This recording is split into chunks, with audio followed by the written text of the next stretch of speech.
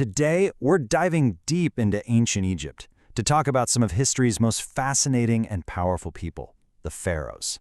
And trust me, they were so much more than just kings. The stories are pretty wild, so let's get into it.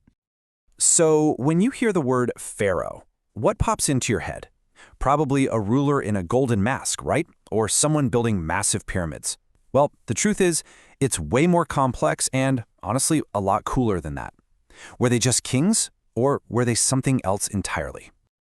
To really get it, we have to start right here, with their unique status. Seriously, this is the key.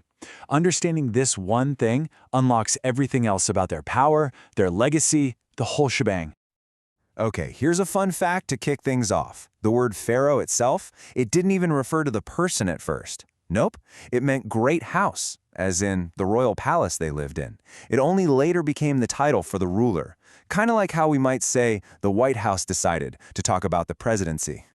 And this is the real game changer. Pharaohs weren't just seen as kings who were chosen by the gods.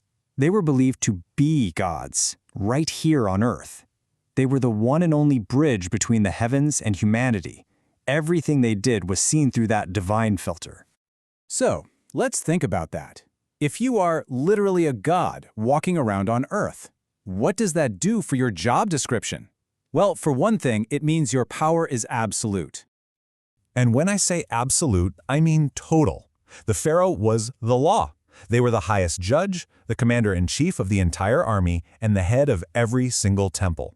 Their job was to maintain Ma'at, this cosmic idea of order, truth, and justice. Oh, and they also owned all the land and controlled the entire economy. No big deal, right? Now, you'd probably think a living god would, stay safe and sound back in the palace. But nope, many pharaohs were straight-up warrior kings. They would personally lead their armies, riding chariots right into the middle of the fight to defend Egypt. Of course, the pharaoh wasn't just one guy. It was this long, incredible line of rulers stretching over thousands of years. And some of their individual stories are just amazing. Let's talk about the famous boy king, Tutankhamun. Can you even imagine being handed absolute, divine power at just 9 years old? 9. That's how old he was when he took the throne. He was one of the youngest rulers in all of history, in charge of this massive, powerful empire before he was even a teenager. And then you have someone like the incredible Hatshepsut, one of the few women to rule as pharaoh. To really solidify her power in a world totally dominated by men, she did something brilliant. She adopted all the symbols of a male king, including, the traditional false beard. And they didn't all stick to tradition. There was this one pharaoh, Akhenaten, who just turned everything completely upside down. He shut down the temples to the old gods and basically said, nope, there's only one god now, the sun disk, Aten. It was this massive religious revolution, all driven by the will of a single person. Okay, for our last section, let's get into what the pharaohs are maybe most famous for, their obsession with what happens after you die.